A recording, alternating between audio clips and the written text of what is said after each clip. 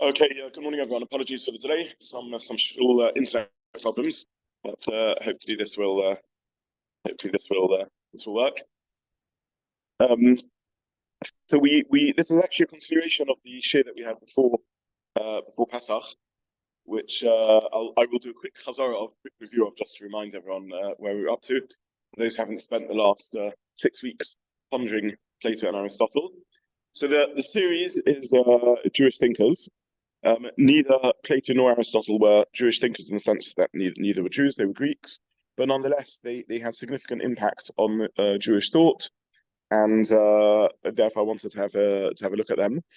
This is not going to be a lengthy series, and the reason for that is because the presentation I'm going to give is going to be very parochial. I want to make this clear. This is not an attempt to study in and of in themselves Plato, Aristotle, and Socrates. This is merely a look at the most significant part of the encounter of Jews with Plato and Aristotle, and the impact their thinking had on Jewish thought. In a sense, what we'll be looking at is an imaginary composite figure, and the reason for this is because I'm just muting. To mute all because I'm getting interference here.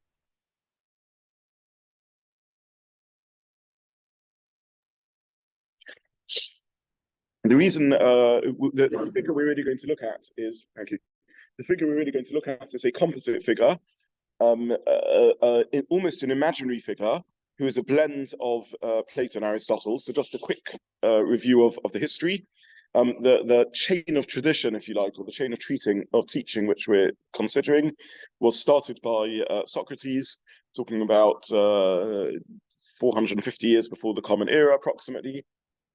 His student Plato, 400 years before the Common Era, and in turn, Plato's student Aristotle, 350 years before the Common Era. We don't really have anything directly from Socrates. All we really have are his students' records, and the most significant of those were Plato's records of Socrates. It's not clear how much of what he says is really Socrates' thinking and how much is Plato's own thinking, but from a Jewish point of view, Plato is the interesting one. And in turn, Aristotle, who was the student of Plato. The Jews encountered, the main time the Jews encountered these figures was via Muslim theologians and philosophers. And by the time Jews met these figures through the Arabic translators, there was confusion around manuscripts, which came from Aristotle and which came from Plato. And even though the Rambam thought of himself as and thought of the Greek thinker whom he studied as Aristotle, nowadays we think of it probably more as a composite Aristotle and Plato school of philosophy, impacted also by many later generations of students of Plato, including significant Muslim theologians like Averroes and Avicenna and others. And therefore, the technical name given to this sort of school of thought is Aristotelian Neo-Platonism, meaning it's Plato influenced by Aristotle, and it's Neo-Platonism because it was a sort of a revival of Plato as understood through the lens of Muslim theology. All we really need to take out of this is that what I'm saying now is not an attempt to seriously look in any way at all at Aristotle and Plato as separate thinkers, nor is it in any way an attempt to look holistically at everything they have to say. All it is an attempt to look at how their thought impacted on Jewish theology and really changed forever Jewish thought out of this almost created composite character, which through the Muslim tradition was the time that Jews encountered this thought. Now, just in terms of historical accuracy, the first time that Jews tried to deal with this was several hundred years before the Common, what was around the turn of the Common Era and earlier than that. And we're talking here about the figure of Philo. Philo of Alexandria, Philo the Jew, lived literally over the turn of the Common Era, so born 20 BC and died 50 into the Common Era. And he lived in Alexandria, as far as we understand, did not speak Hebrew and studied the Torah through the Septuagint, through the Greek translation of the Torah. And he produced a very, very sophisticated attempt at reconciling revelation with Greek philosophy, in particular the Socratic tradition, in particular Plato and Aristotle. I'm not going to really discuss him any further because the impact he had on Jewish thought was near zero. So his works were not, as far as we can tell, significantly studied by Jews other than in his own lifetime. He had significant impact on Christianity, and Christian thinkers, long ahead of the Jews, began worrying about how to reconcile revelation and reason, but Jews didn't preserve his works. Much later in the Renaissance, as his works are being rediscovered, in Italy, Italian Jews, who are beginning to worry about the same sorts of questions, do study a little bit Philo, but again, in a very trivial and insignificant way. And therefore, I can broadly say, as a summary, he doesn't really have much impact on Jewish thought. So whilst when Rav Saadiah Gaon, much later, we'll get to them in a few moments, and the Rambam try and deal with these issues, this forever changes the Jewish way of thinking. Philo doesn't directly change the Jewish thought, and therefore we're going to push that to the side. Having said that, clearly Jews are grappling with Greek thought around that time, and Philo is representing that grappling. And we find that alluded to in Chazal, who on the one hand speak positively about Greek thought and the beauty of Greek thought, and Yafta L'Kim Yefes, V'yishkem Ba'alei Shem, the idea that Greek thought uniquely is equipped to live in the tent of shame. On the other hand, very strong attacks in Chazal against Sephorim Chitzonium, external Sephorim, against Chochmas Yavon, against the wisdom of Yavon, and they understand that there's a tension between a school of thought, and here I don't just mean Aristotle and Plato, I mean the whole Greek philosophical endeavor, which puts human reason at the pinnacle of human's ability to arrive at truth, against revelation. Just even before we think about the content, even if they line up perfectly, the very core idea of where do you turn for insight into what this amazing world of ours is about, and what it means to live a good life, how we ought to live, how we ought to think, how we're meant to understand the human condition, how we're meant to understand the world within which we live. The very source one turns to is the source of access to this human reason, or is the source of access to this revelation, Hasinai, Nevuah, prophecy, HaKadosh Baruch Hu, Hashem telling us what to believe and what to know. That itself is a clash, even before you get down to the nuts and bolts, the nitty-gritty of actually what the content is being given, what message is being transmitted. So Jews are certainly worrying about this for millennia. Philo grapples with it, but his answers don't really enter into the Jewish mainstream, and it's really in the 10th century that Jews revisit this in a sort of systematic way. Again, I for the 1,000 years that precede that, and maybe even longer, there's certainly a subconscious effect of Greek thought. It becomes the all-pervading culture, and Jews have to some degree deal with this. But there's not a sophisticated, systematic presentation of ideas until you get to the 10th century. The remarkable figure of Rav Saadiah Gaon, who writes in Arabic his book of beliefs and opinions, Emunah V'Deos, and he presents a version of his approach to how you deal with revelation and reason. We're not going to talk much about him because he's not particularly influenced by Neo-Platonic thought, which is our focus, Plato and Aristotle, but just in terms of the history, he's there and dealing with these things. The most significant figure who is very impacted by Neo-Platonic thought is the Rambam. I'm not again going to focus much on the Rambam because our Jewish thinkers that we're looking at today is this imaginary composite Neo-Platonic figure who we're labeling Plato and Aristotle. But that's where there's proper Neo-Platonic thought really entering into the Jewish mainstream and really being grappled with. So just to summarize what we've said so far, we're looking at the thoughts of Plato and Aristotle as they arrive on the Jewish doorstep through the intermediaries of Muslim scholars. It's a composite imaginary figure, a merging of Plato, Aristotle, and additional material that's built up in interpretations of them, referred to as Aristotelian Neoplatonic thought. Jews grapple with not Neoplatonic, but with Aristotle and Plato at the turn of the millennia, the turn of the Common Era. But it doesn't leave an impact on Jewish thought in a systematic way. Jews systematically begin studying philosophy around the time of Rav Saadiah Gaon, and that shifts into studying Aristotle and Plato around the time of the Rambam. I have Rav Saadiah Gaon on my list of great thinkers that I would like to do separately, but we're not going to focus on him today. So that's the first point of Chazara and introduction I wanted to give. The second point of Chazara and introduction is I mentioned briefly last time that it's almost hard to imagine living in a post-Rambam world, the degree to which our whole vocabulary and way of thinking about Yiddishkeit is molded by the language of philosophy that entered into Judaism. It's so all-pervasive, we simply don't have a language and a vocabulary to think with without using the language of the Greeks.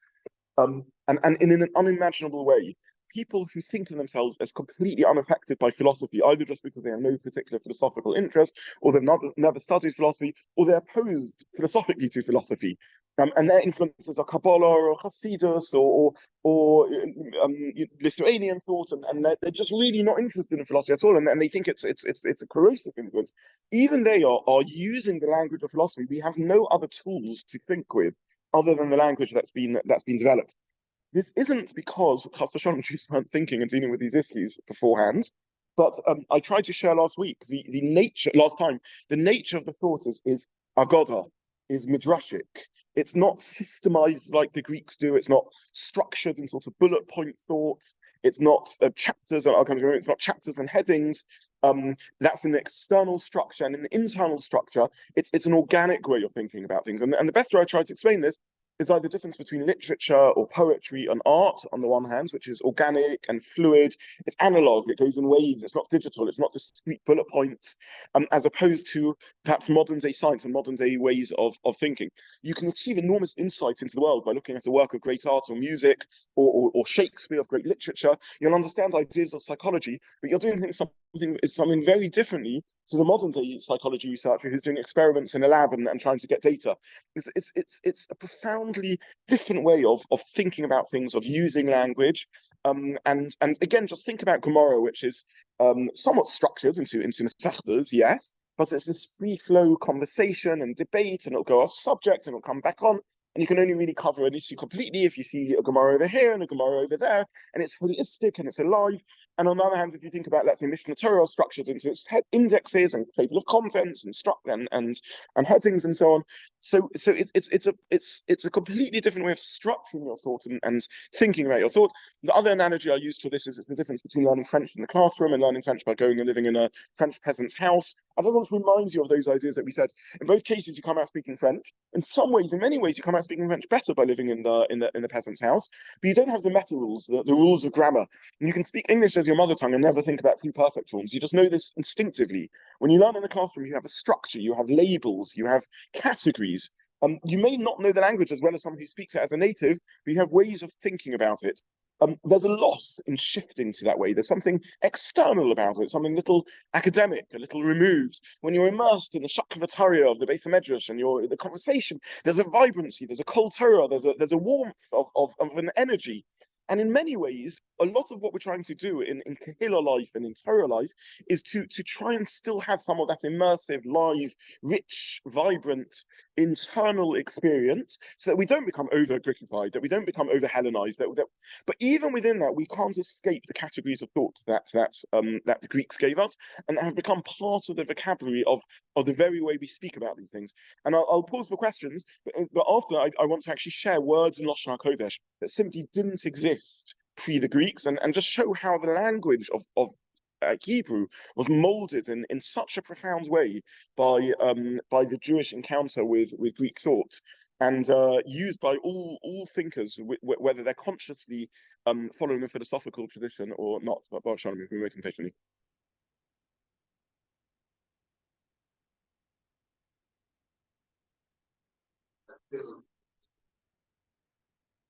Yes, exactly that. I'm saying that the poetry in our God and so on, it, it it may be addressing the same issues. Clearly, Chazal were worrying about what is a good life. They were even in a way worrying about reason and revelation, right? When you learn Gemara, Svara versus Sakosov and Halacha and Moshe Sinai, they're dealing with issues around reason. They're thinking about what it means to be a human being. They're thinking about what it means to have eternal existence.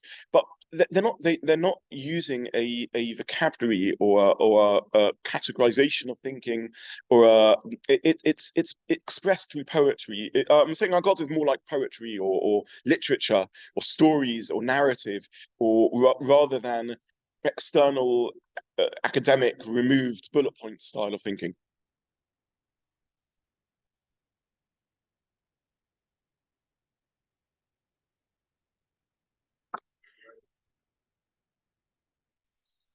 Yes, I'm not claiming chas v'shalom that we've become Greeks. Judaism is alive and flourishes, but I am saying that when we try and talk about ideas more than we realize, we slip into Greek categories, even when we're attacking these ideas.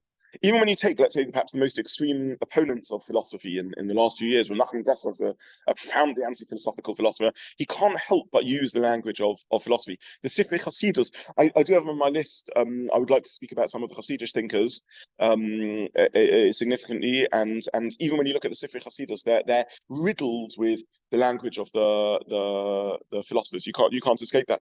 But Tefillah is an attempt to immerse yourself back into a pre-Greek world. Of course, when we're saying Tehillim, you're trying to be immersed in that. So much of Yiddishkeit is an attempt to still carve out some niches which aren't captured by the Greeks, that aren't being taken over by them. But we are in many ways trapped still in thinking in Greek categories. Is it Greek? Are they Greek categories?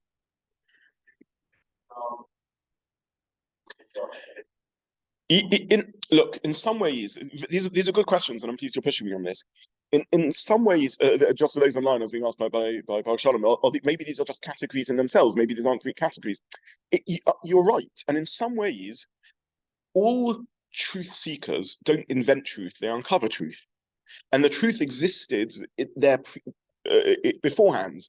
So, in a sense, what the Greeks are revealing are inherent categories of thought. I'm simply saying that Jews didn't use those labels and didn't think about those. Even this very ability to talk about, is it organic or is it removed? Is it academic or is it immersive? All these sorts of styles of thinking are sort of profoundly Greek in our ability to say that. If you think about, by the way, just to remind you about the previous series, Rav Kook, in some ways, this is what Rav Kook is trying to do, right? He's trying to get us back to the biblical language, to poetry, to nevuah. He sees this shift from intellectualization. He spoke about raw native intelligence, and again, I don't want to review the whole of Rav Kook. Rav Kook's only one example of many thinkers who are bothered by this transition. But the transition has happened, and we can't escape it. Once you're there, you can't step out of it.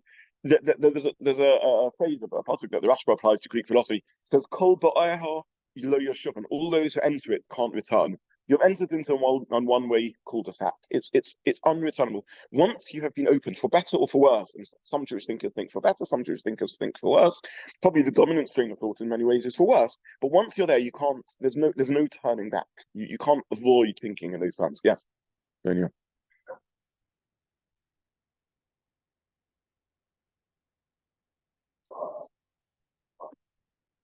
Yes.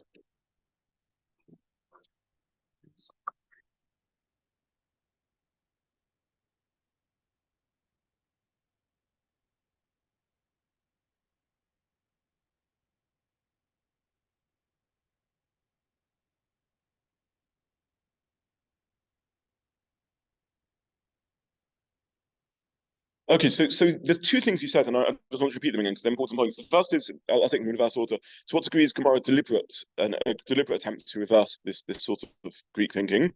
And the second is the human desire to categorize and so on. Okay, so the human desire to categorize is there, no doubt.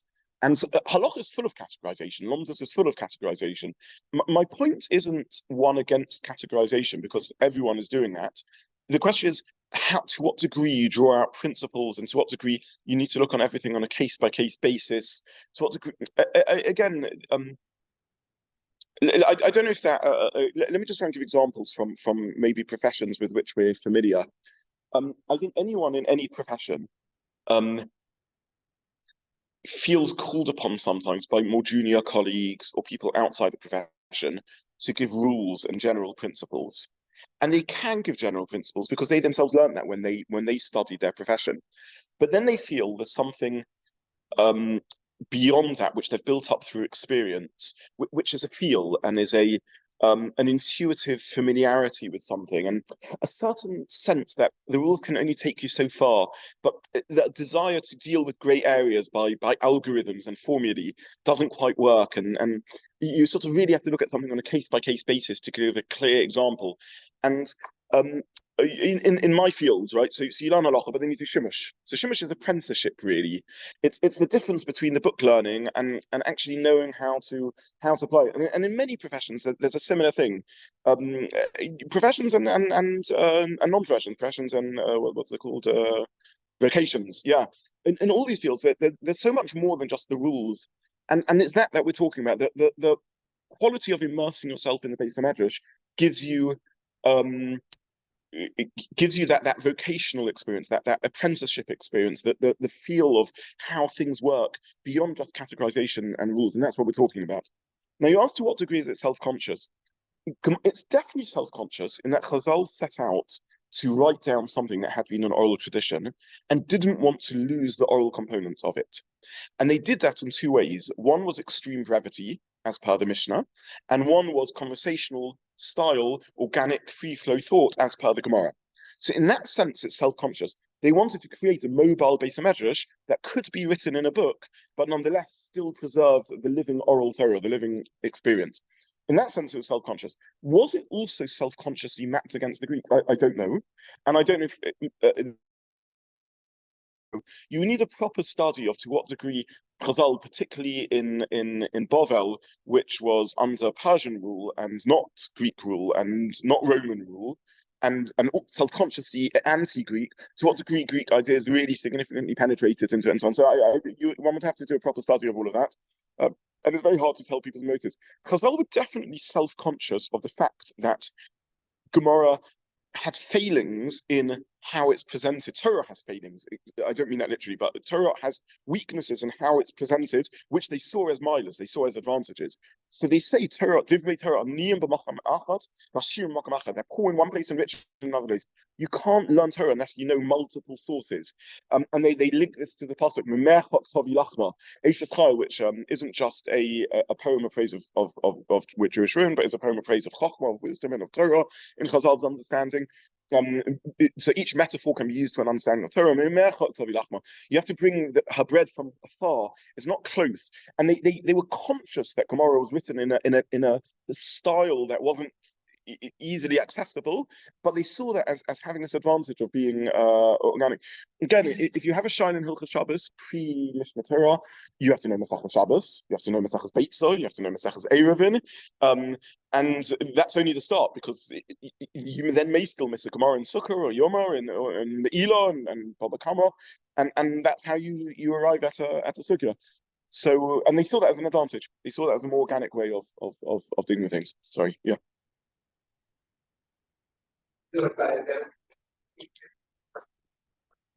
Yes, yes.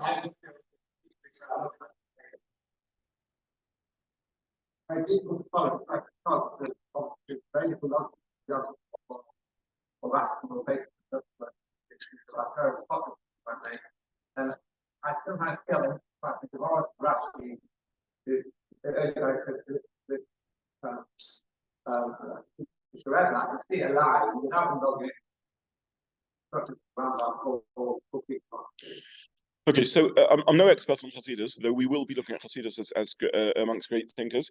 Quick plug, actually, I guess, for the ladies, we've got the ladies' series of Shiurim. So the title I've chosen is the Baal Shem Tov, his life and thoughts. And one of the reasons I chose that is because we'll probably do an expanded version of that here in the in our series. But Hasidic thinkers are deliberately not trying to do Greek thought. You're 100% right. And they're deliberately trying to do a free flow of ideas. And there's a lot of mysticism going on. And part of being a mystic is that you're not stepping out of yourself, but you're immersed in the experience. Nonetheless, I'm arguing that they can't escape the vocabulary of the Greeks. And I'll try and demonstrate that simply with words in a few moments. Yes, sorry.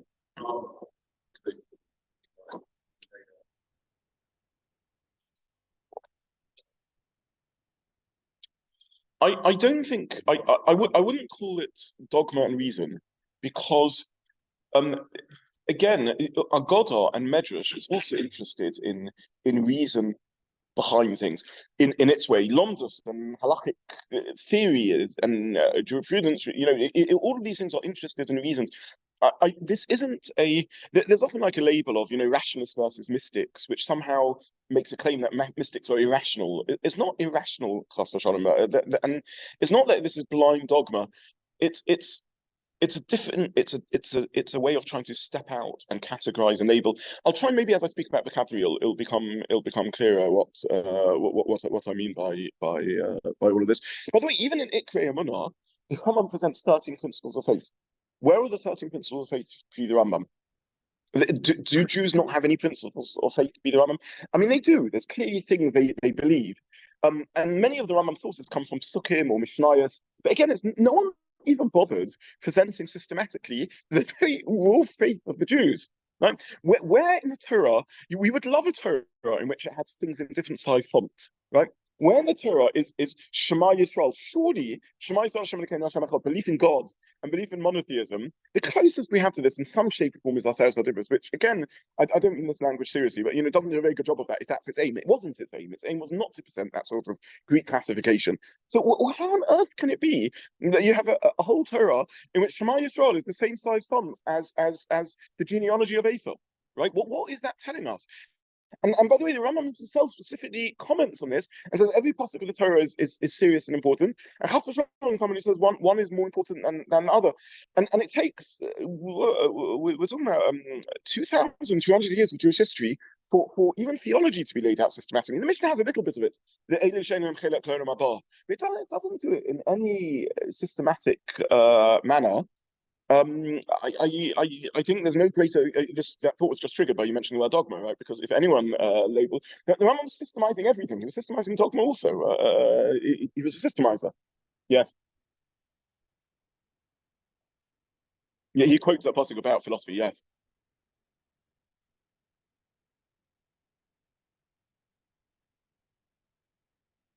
Yes. Yes. Yes.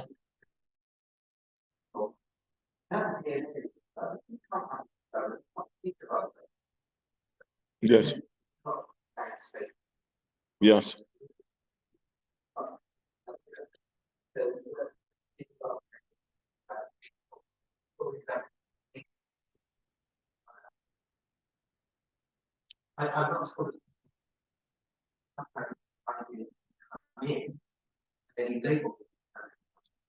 Okay, so again, your question is a very profound and important one. To some degree, all insights are once you have them, you can never turn the clock back. And the Rambam speaks about this in the very context of Adam and Chava.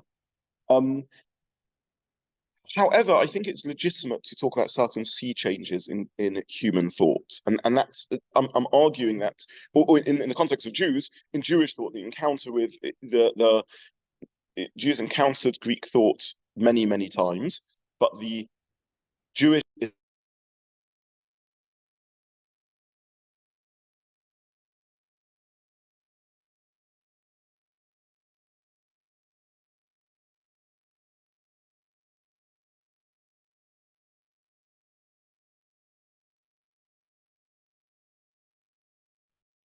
some phone calls coming in, so I hope it's not losing reception. Um, so that's the first point I'm saying, that this is a particular sea change shift in that encounter between 800, I'm repeating it just because my phone calls, between 800 and 1200, the Jewish encounter with Islamic, via the Islamic mediation with Greek philosophy, was a sea change shift, and a particularly significant one. The second thing I would say is that, whilst, for example, you gave the example of the DNA revolution, clearly, once you know about DNA, you can't turn the clock back. It's not the first time that people were aware that humans were born different, that we're not all born identically. And the concept of inherited attributes was somewhat known about and understood, albeit not systematically, long before the discovery of DNA. I mean, in European history, it was known about through the experiments with peas, and and Chazal were aware of it when they spoke about blood clotting factors in bris milah and so on. So again, I'm not claiming that they understood even remotely everything we understand about it, but the idea of inherited attributes. I mean, the idea that when babies were born, did people not look at them and say, "You've got your mother's ears and your father's nose"? Long ago, these were Chazal spoke about it again in terms of the three partners in the creation of a human being: the father, the mother. The father gives all the white of a human being's body, the bones and the muscles, and the mother gives the blood, the red. Now, I'm not saying that's scientifically correct, but the idea that there's inherited attributes again is a core idea. The idea that there's a problem between nature, nurture, and free will was there. If you believe in nowadays, we often would think of all the philosophical discussions around this topic. We'll look at mazolos. People are born under certain signs of the zodiac, and that gives them certain character traits. How to deal with that? Someone born Chazal, someone born under the zodiac of Mars, who has a bloodthirsty.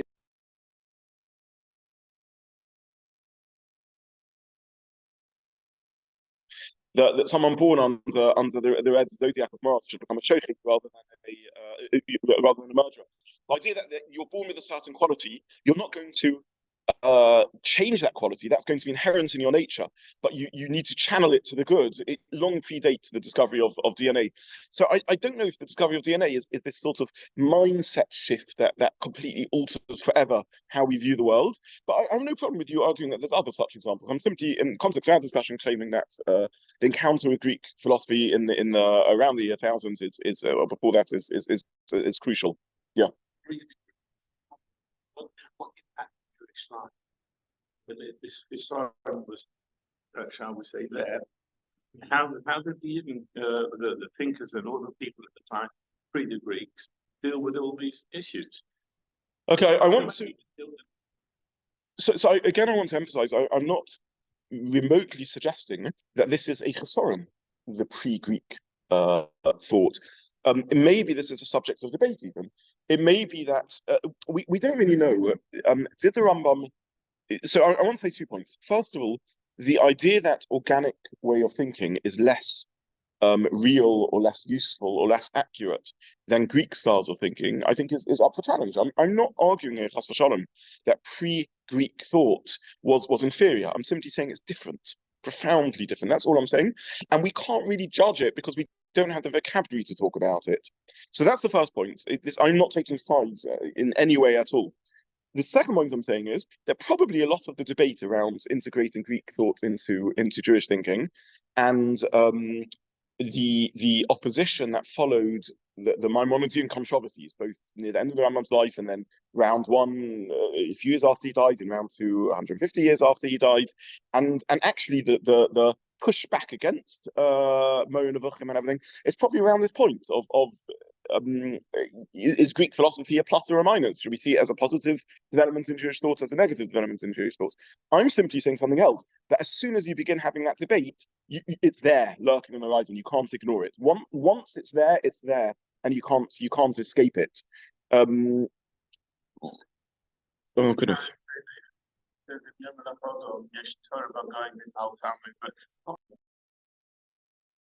What's the great problem then? If there's... So can I just check with someone on live? Am I being heard? Is this okay?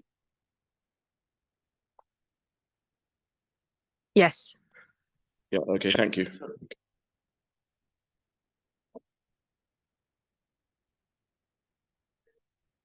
The thought process, not Torah. It's the thought process. You're improving thought process and losing something. And again, I let me just try and use the analogy from the French peasants versus the classroom.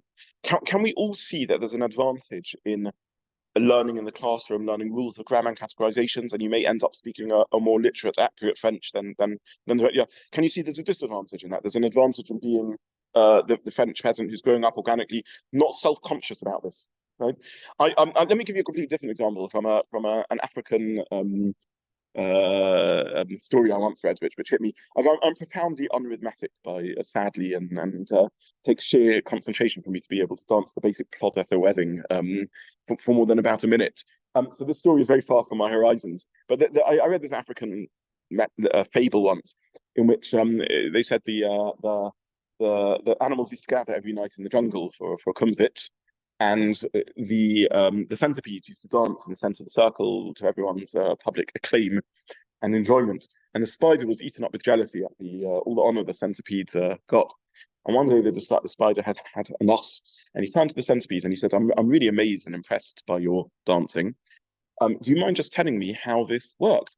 Do you move leg 97 before leg 14 or afterwards? And how does leg 17 interact with leg 43? And the centipede said, that's a really good question. I've never thought about this. When I dance tonight, I'm going to try and monitor myself and see what happens. And the story concludes with, and the centipede could never dance again. Because there's certain things that as soon as you begin thinking about, you sort of lose a certain naturalness and a certain just way of doing it. And that's what I'm trying to explain over here, that this immersive,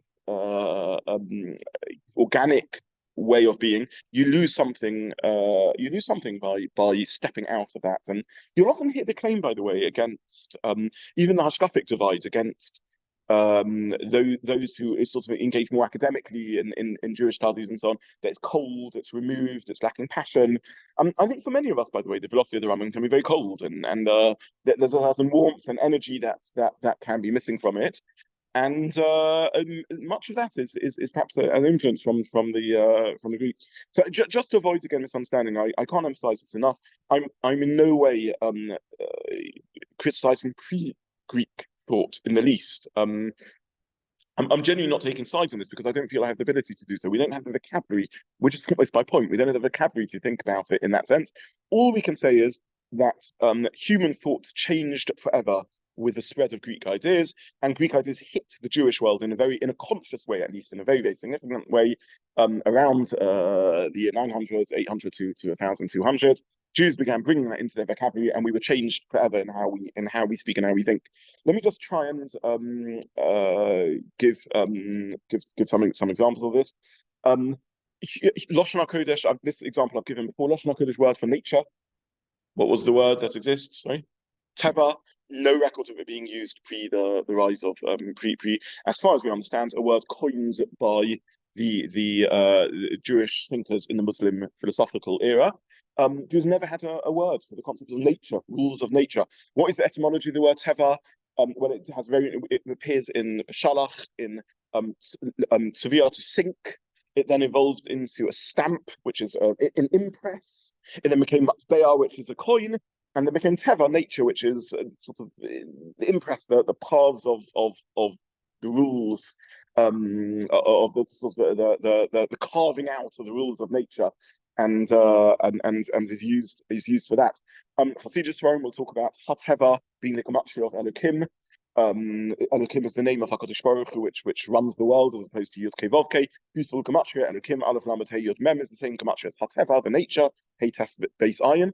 I'm not criticizing that gematria in the least because it's become a word of Lashon HaKodesh, but it's fascinating. It's not a word that was used before. You will find Hasidus Svarim, Maral, and which is a Kabbalistic sefer written in the language of philosophy. Another great thinker that we need to look at properly. Using Hasidus Svarim full of it, Chomer and Surah. Chomer and Surah are very important words, which we're going to come back to later when we look at Neo-Platonic thought and really, really essential ideas. Chomer means raw material. Surah means the shape given to the raw material. So you have a block of wood and you carve it out into a table or a chair. That's the surah, the shape that's given to it. Both classical Hebrew words, again, Chomer and Surah, Hashem is the Tsur Olomim, the carver of the molder of the world, or the rock of the world, depends how you translate it. But a Tzaya is an artist. But when we talk about Chomer and Surah, we mean it, nowadays it's used almost in a philosophical sense. It's the Greek concept of form, right? Platonic ideals. We'll get to these ideas. I'll explain what they mean if you haven't met them. But there's the material and the formless material and the form that's put to it. When we talk about a chair having a form or a table having a form, we don't just mean it has a physical shape. We mean it has a function. It's an abstract concept of form. What's Chomer in English? I've just gone blank. Sorry. substance or sorry, matter. Thank you. Matter and form is the technical terminology. Matter and form. So we don't just mean when we talk about a chair having a form, we don't just mean it has a shape. We mean there's a concept of chair. When you look at a wooden table, you're no longer looking at a block of wood. It's become subsumed, and the fact that it's made from wood is less important. The matter is less important than the function that it now has. A metal table and a wooden table, in some respects, are more similar to each other than a wooden table and a wooden block of wood and a block of wood. The raw material has become subsumed to the form that it has. Again, Greek word, bekoyach and bepoil. Bekoyach means potential, and bepoil means actualized potential. Again, the word koyach existed as energy and koyach masav igid la'amo. Rashi narrations the force of his works. He told his people, a pasuk in Tehillim Kuf Yod Aleph, or Kuf Yod, one of the two. The koyach masav igid la'amo. Force, but poil, po'ulo is an action. But bekoyach and bepoil, potential and actualized. Again, words that appear only as Hebrew translations of Greek ideas. Eichus and kamus. Eichus, again, classical Hebrew words. How? Kama is how much. Eichus and kamus is like quality and quantity. The eichus of something is the howness of something, and the kamus of something is the kama of something, the how muchness of something. Forgive me just for talking about vocabulary for a few minutes, but the whole of our ability to use Lashon HaKodesh in a sort of scientific, philosophical world has been changed. The nature of something, all sorts of ontological, existential nature of something. Mahus, we use these words the whole time. What's mahus? Ma means what. Mahus is the whatness of something. Where do we find that language being used? The Gaonim's encounter with Greek thought. We simply don't find these words being used. Can you imagine? This is a Lashon HaKodesh that doesn't have formal words for quality versus quantity, potential versus actual. This is the bread and butter philosophical thought, right? These are the things. The existential sort of intrinsic whatness of something. Existence, by the way. How do you say existence in Hebrew? Kiyum is l'kayim, what's the word? Kum, to establish then, yeah. Raw existence of something, metzius. What's the word metzius? Well, it's again psukim, kiyimsa, right? When you find something. So finding something, a metzia, right, is a found object. Metzius means the linked to the word yotza, to come out, the going out of something, the expression of something. Metzius is the motzoiness of something, the foundness of something. Metziut, marut, these are modern Hebrew words also. The Metzius means more like the facts or the reality, and then there's raw existence itself. Yeshus, yeshut. Again, the yeshness of something, right? Again, these are words that you simply don't find in that form. The word yesh is yesh nikol, I have everything. But the state of being, yeshus, again, is a word that's invented in the times. I literally, this list, by the way, I wrote this down on a piece of paper. It is just a back of the envelope.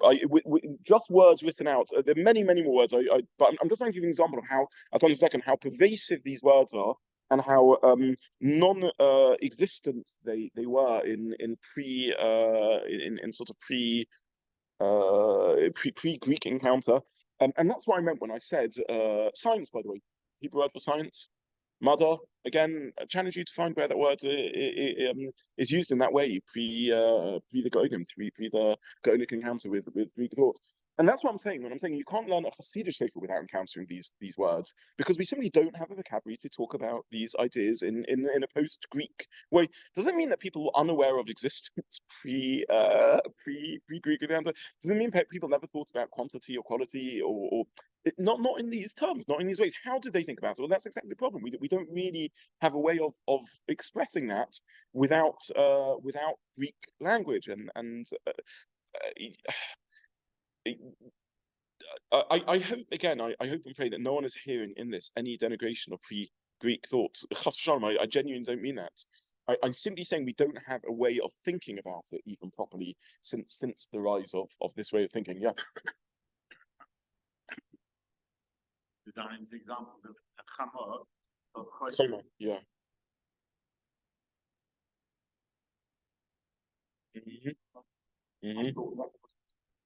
Not Greek, because that whole concept. It's a fine Kabbala and Hasidic idea. Again, I challenge you to find that idea pre the Gonim. It's simply not how the word was used, and that's my point. So much of these, and this is no dismissive. I'm not being dismissive of the idea, and in some respects, all of these ideas were inherent pre the Greeks. Of course, they were, but they were carved out um, by the need to create a vocabulary that can speak philosophy.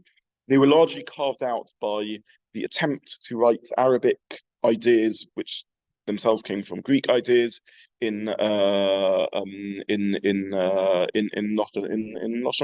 Kodesh, and that's how it's about it.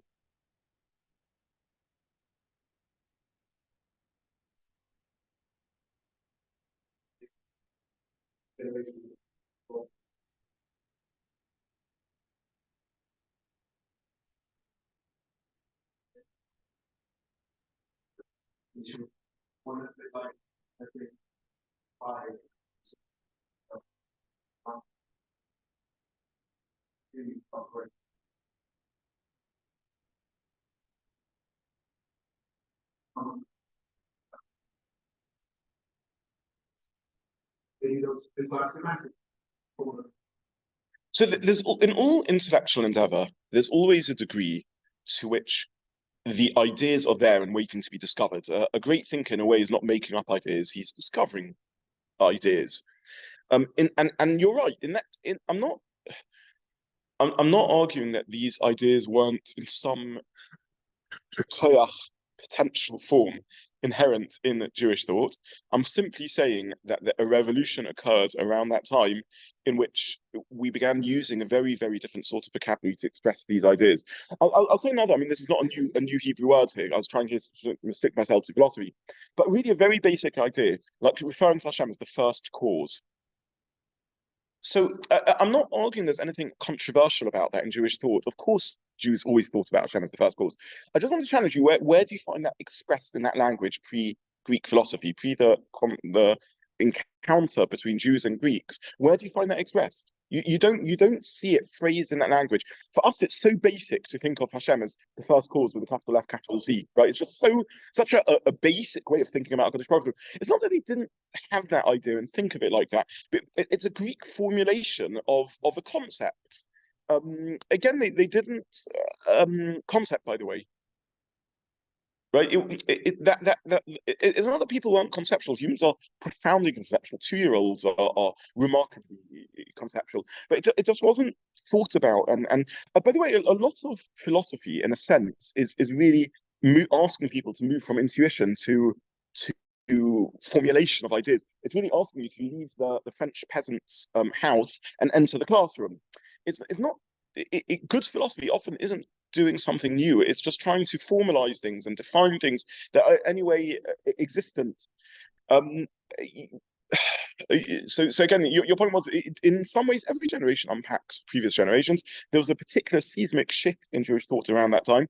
I would argue there's another seismic shift that took place in the very examples we were using about Lomdas around the 1800s, as the whole Derech HaLimud changed, of which Brisk is the most famous example, but there's numerous other examples. In one generation, it's such an interesting thing, right? In a series of, actually more than one generation, 2 or 3 generations, you have a whole shift in this case triggered not by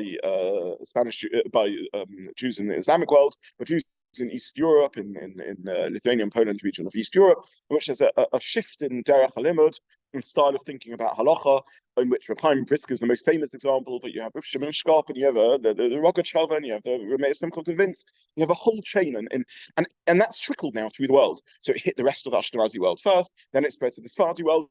No one can learn in a pre-18th century European way of thinking anymore in Lomdas. The seismic shift in human thought, which Kol Ba'el Yishuv, and as Andrew correctly said, you can never return from in many areas. I'm simply looking for our purposes at one such shift.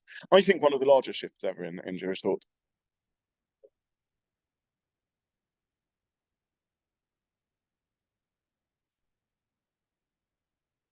Yes.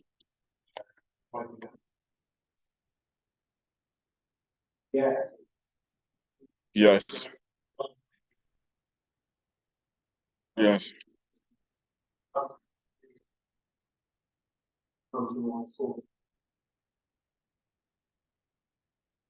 Yes. Okay. So they refer to this as it was, I think, a term coined by the 19th century German thinkers, the Zeitgeist, the spirit of the times. And this is the idea that you find at particular times in history where even disparate, quite widely disconnected thinkers begin addressing the same sorts of topics. There's like a cultural shift and intellectual shift that takes place in many different parts of the world. Um, you could ascribe that to mystical sources, that somehow well springs of human knowledge are opened up from on high, or you could ascribe it to sociological and historical forces that people are ready for the next stage. A certain, the previous generations have done their work, and now there's a sort of next stage of human intellectual reason and so on. You do find a parallelism. So the Ramchal, who we have looked at extensively, so I'm probably not going to include in my list of great thinkers, but his Mesilas Yesharim and that style of the presentation of Kabbala, it takes place in Renaissance Italy, in post-Renaissance Italy, around the same time when it's not a coincidence. The revolution of the Briskers and sort of almost scientificizing the study of Gemara takes place around the time of the scientific revolution. It's clearly not a coincidence, and you can analyze it how you want. By the way, the Vilna Gaon, in a very, very short comment on the Seder Olam, which is a brisa, which is a book of history, links almost in zeitgeist terms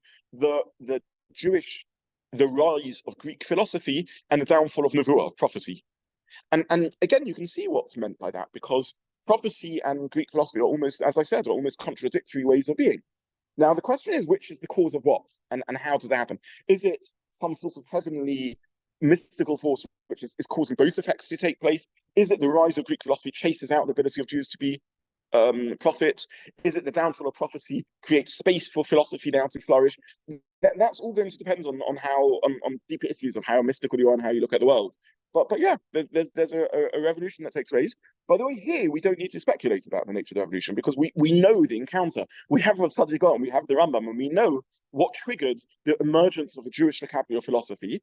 And the answer is largely Arabic-speaking Jews addressing, because they had to, the philosophical challenges of their generation, and then these Arabic works being translated into Lashon HaKodesh because of interest in Provence and in Ashkenaz in their works by the Ibn Tabun family and the Kimchi family and many other families of translators. And in so doing, they invented the vocabulary. So we can trace the history of this taking place. There's nothing mystical about this. We know how this took place. It's very well documented. Okay, so now we have another question. Was the Rambam's interest in philosophy a l'chatchila or b'diavad? Was it that he saw this as really something positive, or was it he had to respond to the novel? I mean, he wrote his Nevuchim, his guide to the perplexed, because he said, I have a perplexed Talmud students who are grappling with how do we deal with put the two together. Yes, Jews were reading it themselves, sophisticated Jews. The best and brightest were worrying about how does Judaism and Revelation fit with all of this. And Rambam has to write a work to answer this. Now, is that exactly how the Rambam felt about this? Would he have been happier? Could he have shut that Pandora's box or not? Different scholars think differently. Different perspectives think differently. There's certainly as the Jewish world turns Kabbalistic and away from philosophy, and yet knew that the Rambam was the Nesha HaGadol, the great eagle, this towering figure of Jewish thought, that there had to be an answer to how we deal with this problematic work, the Nevuchim. So one way of dealing with it is, it was just a product of its time, just for short term, just to answer people who are bothered, but it doesn't represent any l'chatchila Jewish way of thinking. And the proponents of the philosophical school of thought said, nonsense, the Rambam embraced this, and he believed this was a good tool for Talmud Torah, and this crystallized our thinkings and sharpens our thinking and enriches the Torah. Again, that remains a divide to this day, really, in how you view these things. I'm not interested in a sense in the context of this discussion as to which is correct.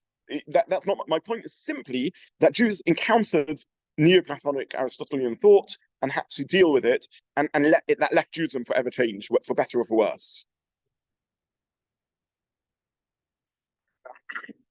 So, heaven, the cloud. Or did they see this? Probably a mix of all that. Probably a mix of all this. It's very interesting to know, again, as a Hanukkah, not for now, whether the encounter of Jews over Hanukkah was primarily with the paganism of the Greeks and Avodah Zarah, or with the philosophy of the Greeks, and this was a philosophical issue. Sorry, Andrew, you were waiting to say something. Yeah. Even by the way, in the phraseology of your question, you mentioned the word axioms. You said one generation, right? Jewish word for axioms. What? No, there is sorry, who? Yesod or or Hanocha and so on. But again, you don't find Sib on the Sove, cause and effect. I should add that to my list. It's amazing just to see how we don't have a vocabulary to talk about these ideas. We've lost that Lashon HaKodesh vocabulary. Maybe existed or somehow used in some other way, but we certainly in the year 1000s, as Jews had to start translating philosophical words which came from the Greek into Arabic and then into Lashon Kodesh, they had to invent new forms of words in order to do that. Okay, we've run out of time here. I did not expect that this would prove so troubling or controversial. Very, very interesting to me. I thought this would be a brief chazara and then we'd go on to new stuff. I'm delighted. This is clearly important. And yeah. Yes, absolutely. Let me comment on that briefly then, since you raised this. This is not unique to Lashon HaKodesh in a sense. Every language has to develop over time to deal with new ideas. It took place in Arabic. It took place in Greek, right? The Greeks didn't have Greek philosophy before they came on. They morphed their language into ethics. By the way, sorry, another word. Where in Lashon HaKodesh do we have ethics? So what words we use often? Musa. What does Musa really mean? Rebuke, something like that, right? Where do we have ethics as a language, as a use of language? It's amazing how every language has to go through this if it's to develop and to remain alive in a living language. Do I have a theological problem with any of this? Personally, I don't. Like, so what? Lashon HaKodesh, HaKadosh Baruch Hu gave us a living language, with the resources within it to develop and deal with new situations in the same way as Torah has it. Am I bothered by the Hasidic thinkers saying that Hateva is the Gematria of Elokim, when I know that Hateva is an invented word? Not in the least. Why should I be? It's a word that developed within Lashon HaKodesh. By the way, your Rabbi Moshe Shapiro I explicitly heard him talking about this, speaking about Hateva being an invented word, and speaking about he knew this. He was perhaps the most prominent public. Moshe Shapiro is a very interesting person. If I wanted to do actually a more recent thinking amongst my great thinker series, we could do Moshe Shapiro. Just very briefly, this is off subject, but he was he died how many years ago now? 5 years ago, 4 or 5 years ago. He was the most prolific and public presenter of non-Hasidic Lithuanian Kabbalistic ideas for decades. He left the world completely changed. Single-handedly, he took a yeshiva world which solely focused really on Lomdus, Halacha, and Musa, and introduced and publicized Kabbalistic ideas. Litvak's always learned Kabbala, but it was very elitist, very secret, very under the radar, and he really brought it out into the open. An incredible figure, and someone who was very firmly on the Kabbalistic, not the philosophical side. But he acknowledged this. He knew this. He knew too much to deny this. So there was one hand up, and then we'll finish. Yeah. Yes. Elim, thank you very much. Yes. Yeah. Nature, that's what we have. Yes. Thank you. Okay. And on that note, we will conclude. I apologize for the poor quality of the recording and our internet problems over here.